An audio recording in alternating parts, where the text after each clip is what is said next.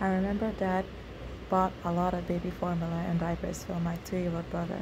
My brother was the sensation of his teachers. There was never a dull day.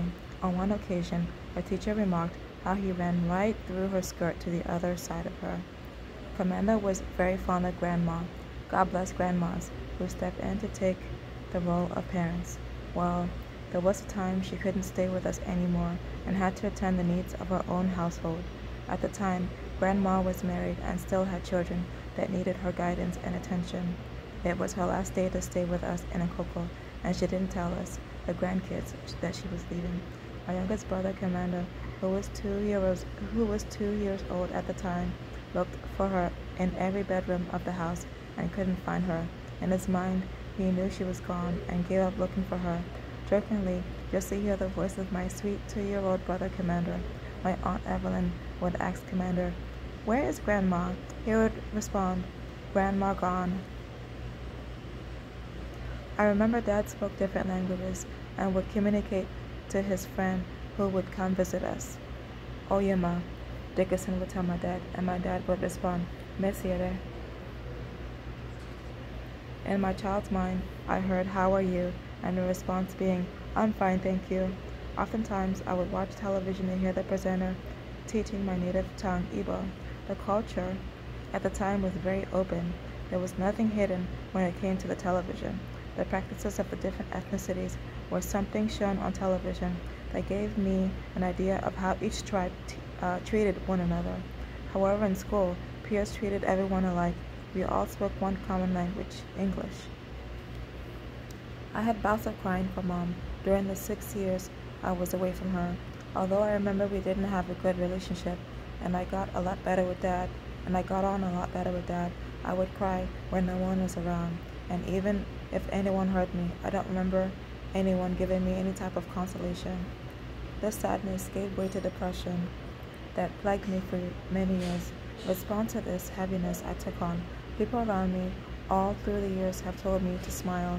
When I lived with Mom, she bought me things to make me happy, to make me appear happy and cheerful, and people in the church community have encouraged me to be joyful and cast away sadness.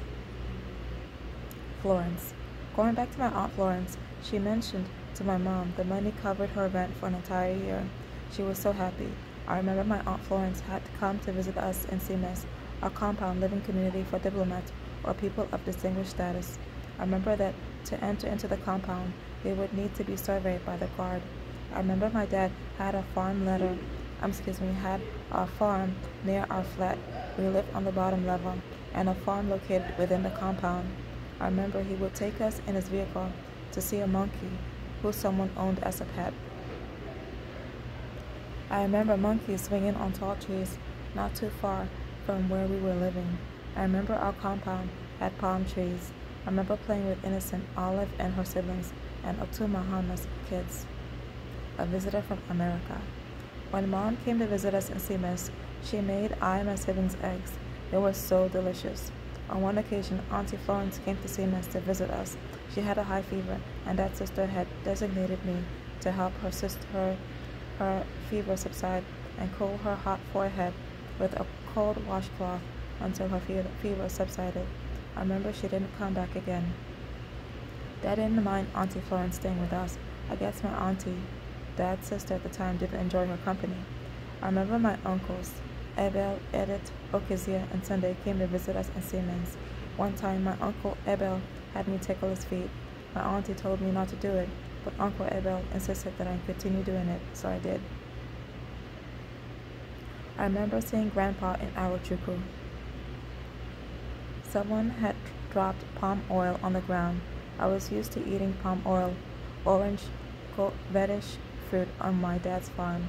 I would pluck it from the leaves it was attached to and suck on it till I got to its seed. At Grandpa's home, a woman had insisted I lick the palm oil from the ground. At this point, everyone was jeering. I ended up licking the palm oil from the ground and was very disgusted by the gesture. I found out from Mom a few decades later it was a form of welcome. My dad's family were welcoming me to their family. For me to lick the palm oil from the ground, it was a welcoming gesture to my grandfather and my family that they were welcoming me to their home, and I was accepting them by licking the palm oil off the ground. Grandpa's Arachuco. Grandpa had lots of wives and lots of children. My argument, I tell myself, is I wouldn't marry any Nigerian man because they are next of kin to me.